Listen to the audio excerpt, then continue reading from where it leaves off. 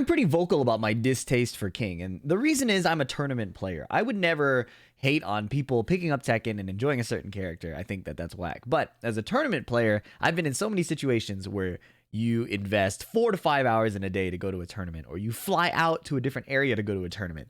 And the fact that you can lose 2 specific interactions to lose a round, like a big chain throw or a giant swing into the wall, is pretty frustrating.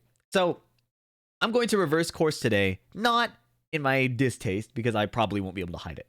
But I would like to give one to the King players, kind of show you guys an example of an extremely successful King. You've probably already heard of him. This is the John.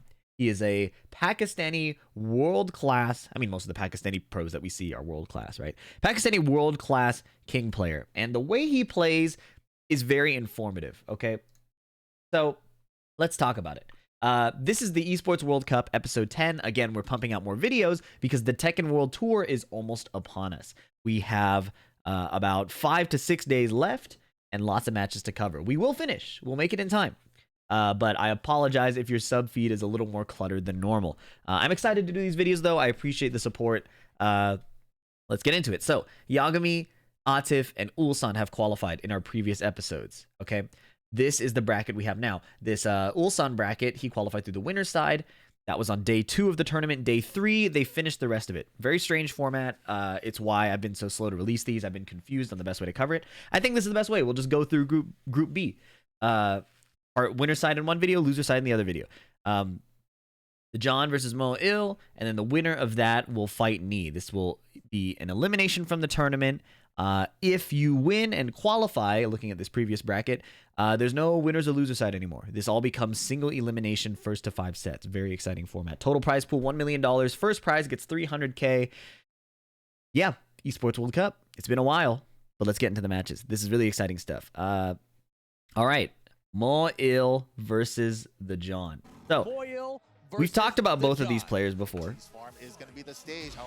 And a raw down forward 2 from Mo Il is a great aggressive start. The problem I had with Mo Il's gameplay before, at least in the earlier sets, is he felt very, very conservative. I like this aggressive start right away. 1-1. Armor flex doing nothing. Now both of these characters have that unique armor flex mechanic. It's a fascinating new way of playing Tekken where you can kind of throw out armor that doesn't commit you to an attack, so it's not whiff punishable, and it does not get counter hit by lows. Nice little whiff punish by the John. Now look at the John here. Down forward 2, down forward 2, down forward 1. This is how you play King. He has string extensions, one of them a launcher, one of them just plus frames. If they respect it, you play a low. If they don't respect it, then you finish the extension. And the John is a master of this. Beautiful sidestep right to beat the heat smash. Does a heat smash of his own and doesn't go into stance. Just plays a down forward 1. The crucial part about these pokes is you have to be unpredictable. Down forward 2, now he finishes it. The first time he didn't, the second time he delays it. Mo Il wanted to retaliate because it's technically not plus, right? But he got launched for it, right? It's a very, very important part of King's game to play, and the more you do it, the more it'll become clear how to use it, how to abuse opponents for it. But I can understand the frustration if, like, you try spamming it, it gets ducked. The second hit of the mid gets blocked here. But look at how the John uses it. Stays unpredictable. When he gets his plus frames, goes for his throw. Very, very cookie cutter, bread and butter, solid King play. Mo Il played some cool counterplay there. He did 1-1. The armor absorbed the first hit, and then the retaliation traded with the second hit. So Mo Il seems to have found an answer to this armor situation, probably because his character gets countered similarly. Chain throw doing a ton of damage here.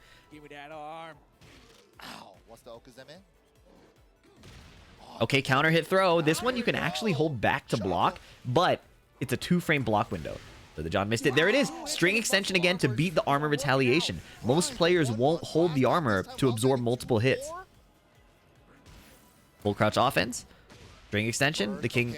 Wow. How did he get out of it? A simple backdash? A baby backdash to beat the grab. Very impressive. Very quick. 3-1. So the John was finding some success, but Mo Il was blowing up for his armor attempts, right? The flex. The flex move is really good. You should use it. Let's see how the John adjusts to that, because this is a video focused on King. We should see how he counters that very unique counter to the armor that I have not seen used a lot. There's down forward 2-1. Yep. Very important to learn this counter hit confirmation. And honestly, at most levels of play, you don't even need to counter hit confirm it. People won't duck it. But as you get higher in the ranks and people do duck it, that's important to do as well. Crucial setup there. Down 4 into while standing 2-2. The round was so quick, I feel comfortable rewinding it right here. Look at this. Nice combo optimization. He's going to do a generic down 4, puts him in crouch while rising 2-2. Counter hits the sidestep attack. It's a homing move that wall splats. Very important to use at the wall. It's very delayable too. So you could just do the first hit and try to counter hit confirm it. Not the easiest thing, but a lot of high level king players can do that. There it is again. Does the armor flex. The second hit of the string beats him. So the John is going to have to adapt. Forward 4 neutral 2 is an amazing low. Very important to use. Look at that. Very hard to get a good punish on that low. It used to be launch punishable. Then they kept buffing it. Now it's you don't get a full launch punish, which is pretty brutal. But nice combo from Mo-Il. The John's going to have to keep playing those string extensions. Probably get a few more chain throws in. Forward 4 neutral 2 is a great way to open up the offense. Sidestep hop knee. The John loves randomly doing that on block situations because it'll beat a small poke and it will just catch people ducking sometimes. Nice low parry. Huge damage learned to low parry into Shining Wizard. Down 4 to catch him rolling on the ground. Plus frames here. The John does an armor flex. And look, no whiff punish. Armor flex. Now he rips it. Mo-Il did not pick the right option here. And bam. Forward 1. Homing option to stop any movement. Down 4 to kill. So many plus frames if the forward 1 hits.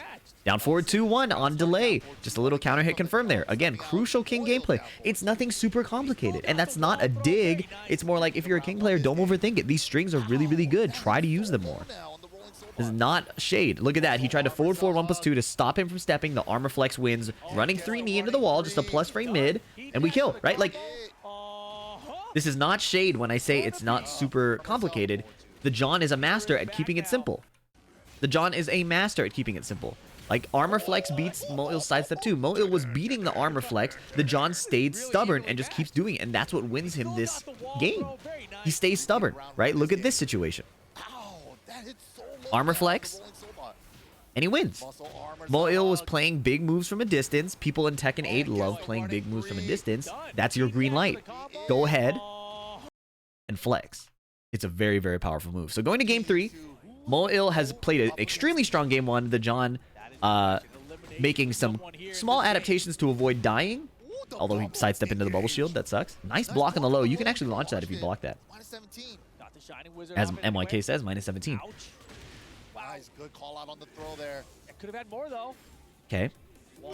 Look at that. He's just holding back to block. Nothing crazy. A lot of king players I watch will force grabs or force situations or force lows. Sometimes you can just hold back. And sure, he died this round, but the fact that it makes it harder for Mo-Il to figure out what he wants to do is very important. All right, he's getting pieced up. About half HP. Perfect punish. Very well played. Running 3 plus frames. Okay, down jab under the throw. That's intel for him later. Down jabs are susceptible to hop kick. Wow, he played around or hop knee. only up to the second hit. 1-2 running giant swing. This is a crucial piece of tech you need to learn. I can't teach it. I'm not a king player, but I do know that in this game, running giant swing is very doable. It lets you hide your Shining Wizard. It makes the throw break a true 50-50. Back 3 armor. If you're a king player who can do running giant swing, you will have a huge edge on most people and a beautiful block. Beautiful block. The odds of Mo-Il running up point blank and doing a down forward 2 were so rare at that HP. Right? Down forward 2-1. Right? Like, look at the opportunities you get off of that. And when they start blocking, you just do the first hit. And then you do the first hit again. And then you do down forward 1. And then you do a grab or forward neutral 2. That's how you play king. Nice duck on the armor. Could have been a wall standing one. Armor flex, and then if nothing happens, that's fine, right? He flexed, nothing happened, that's fine. Counter hit down forward 2-1. What a challenge. Right? The reason why the counter hit down forward 2's hit is because the armor makes you slow down. And down forward 2 is such a big poke. That was a good duck on the string. Mo-Il started playing these moves to get on the armor now, but the John was looking for it. He wasn't doing the armor. Right? The John, undoubtedly great defensive skill, but notice that it's built on him flexing in neutral and putting out the quick pokes. I like that mid attempt. Down forward 2, down forward 2-1. Just the first hit, and then both hits. That was on counter hit, to be clear. So he did hit confirm it. That's probably a few of the key skills you need to practice on king is running giant swing, counter hit down forward 2-1 confirm, and then comboing it on small bodies. If you can do that, you are so set for success. Whiff punish, low, forward 4 neutral 2. Do you see how it's not 500 IQ gameplay? Again, that's not shade. That is just a comment on keeping it simple works super well. The John eliminates Mo'il 2-1. Now he has to fight Knee. They have not fought in this bracket. And whereas Mo'il was pretty aggressive into the armor, Knee is a defensive player. So it'll be very interesting to see how this matchup evolves. And it'll be interesting to see how the John adjusts to a more turtly playstyle. Knee, technically not turtling. He is interacting by moving in your face, but he's not committing to buttons. Forward 4 neutral 2 twice, 3 times, gets sidestepped, gets counter hit. But look, the life bar is basically even. Down forward 1-2. Down forward 2 counter hit. He didn't hit confirm it. Down forward 1-2. Down forward 2. Like, look. They're mid strings. Just do them. Tries to sidestep. Can't get out of the way. Down forward 2. Down forward 2. Down forward 1. Forward 4 neutral 2 counter hit. How we getting up? Down 4. I like that down 4. It's a little sidestep. The second hit track. Just chilling. He's not forcing. Then he spins in his face and down 4-1. Very, very clean, simple Tekken. And look, Knee was late on the punish. And most people will be late on that punish, or you don't even take that much damage. It's totally fine to take that punish. Down forward 2-1 counter hit. You notice how the John set that up by sitting still? Sometimes he throws out the strings, sometimes he threatens the armor, sometimes he sits still. But he remains unpredictable. Less is more. Look at how little he's doing here. Sidestep, that was really good. He baited the QCB1, did a sidestep hop knee into a Shining Wizard. That was really good.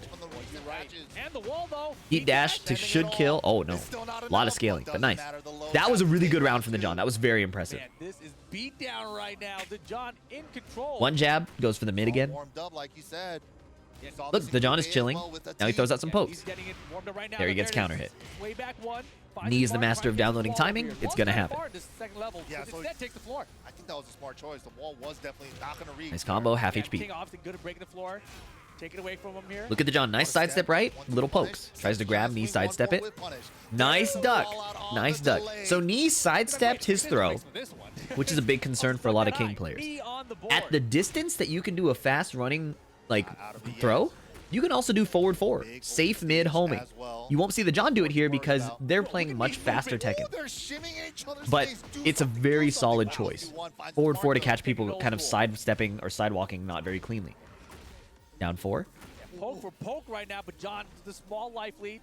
Look, the John is chilling. He's so chill. Forward 4 neutral 2 when he finds an opportunity. Now he's doing his strings again. Down forward 2-1 rips it, and he wasn't ready to duck it. Heat burst. Look, all of King's pokes do permanent health damage, and then sniped with the heat smash. Because the John wasn't doing moves over and over and over and over again, it opens up this situation where his timing is very unpredictable. Look at this. Heat burst. Do you know when he's going to attack? He did sidestep backdash attack after doing so much nothing. That's the power of doing less. Is it makes your actions less predictable. Now Knee is very proactive at ducking King's highs. Let's look at how the John handles that. Duck, like right as I was saying, ducking under the chain throw attempt. Brian has deadly combos. This might be a 2-touch. Nice snipe with the armor in the open. Chain throw, ducked again. Sorry, wave dash, chain throw. All right. Knee with 2 crucial ducks. The John is going to notice. He's going to adapt. How does he do it? He stopped forcing the throws. He's backdashing. He's throwing the armor. He's jabbing. Down forward 2, down forward 1, forward 4 neutral 2. The quick pokes. Down forward 2, backdash. Missed a little whiff punish there. Nice punish by Knee. But look, it's not the end of the world. Half HP. What is King going to do? Armor flex, a bit of a whiff. He's holding back. He's just blocking. Sidestep, duck, while standing 2-2. There it is. Muscle Buster, and the HP lead is suddenly gone. Okay, Knee poking him out of Power Crush. Jab sidestepped. 1-2-1. What a mash here by Knee. That was scary. If the John were faster, like confirming this counter hit jab into heat smash, he would have killed Knee. But Knee was kind of counting on him feeling a little slow. You gotta be that way though. You know, Ruken called it out. He needs Knee to be more aggressive, and Knee is playing more aggressive right now.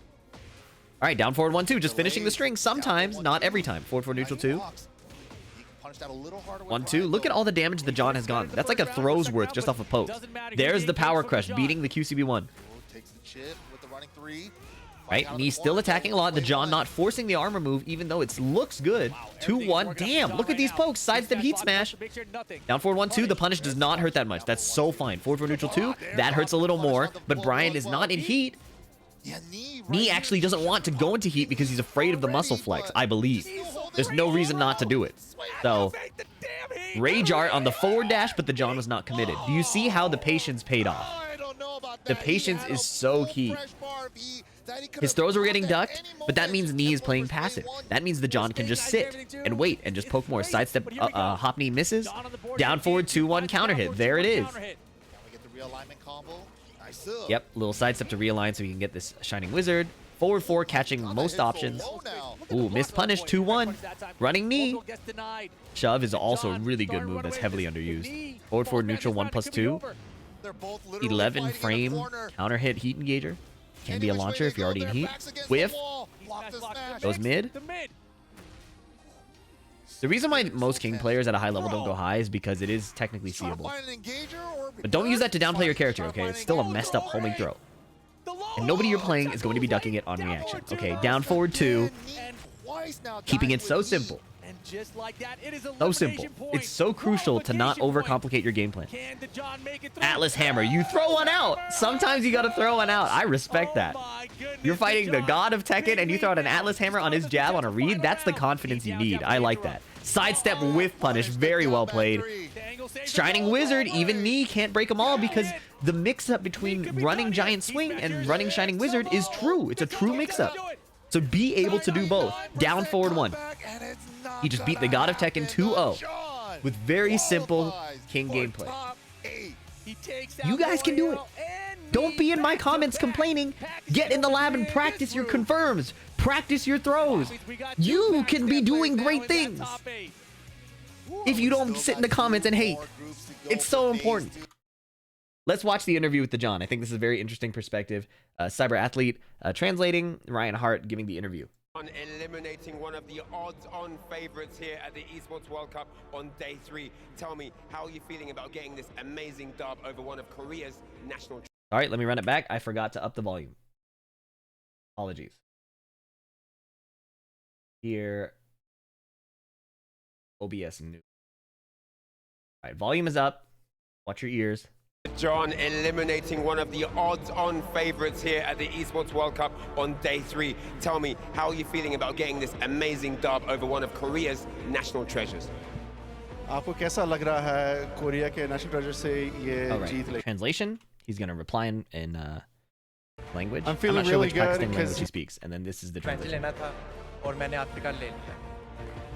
I'm feeling really good because Knee beat me in Korea, and I wanted to avenge myself, and that's what I did. He did indeed. Now, one final question. I've noticed that the players from Pakistan seem to have Knee's number. They seem to understand how he plays, what his thought process is. Is there a specific type of training you guys prepare for Knee, or why are you guys so good against Knee in particular? वो कह रहा है कि मैंने देखा है कि जो पाकिस्तान प्लेयर्स हैं वो नी के खिलाफ बड़ा अच्छा खेलते हैं तो आप लोग क्या नी के खिलाफ कोई स्पेसिफिक तैयारी Asking why he's so good at fighting Knee. Sorry. Yo, reply. Beating Knee is a personal achievement for me, and yes, we do practice a lot in beating Knee in Tekken. All right, well, give it up once more. Right, yeah, and I know the answers might seem really plain, but I've talked to many Pakistani players. I've played with them.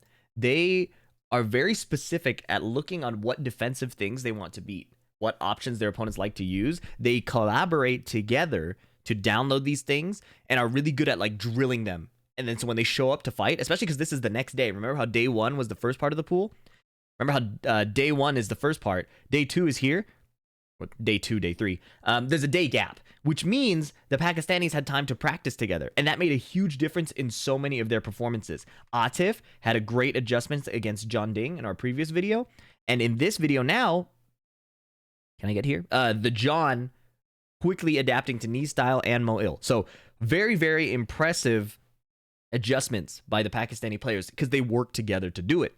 Now, this is our first 4 in the top 8. In the next episodes, we're going to fill out the rest of these. And then once these are all filled out, we'll move to this first to 5 single elimination stage where some of the most exciting matches of the EWC happened. If you've been following along this long, thank you so much for your support. Please leave a like and a comment if you're enjoying this. If you have nothing to say, an emoji helps too.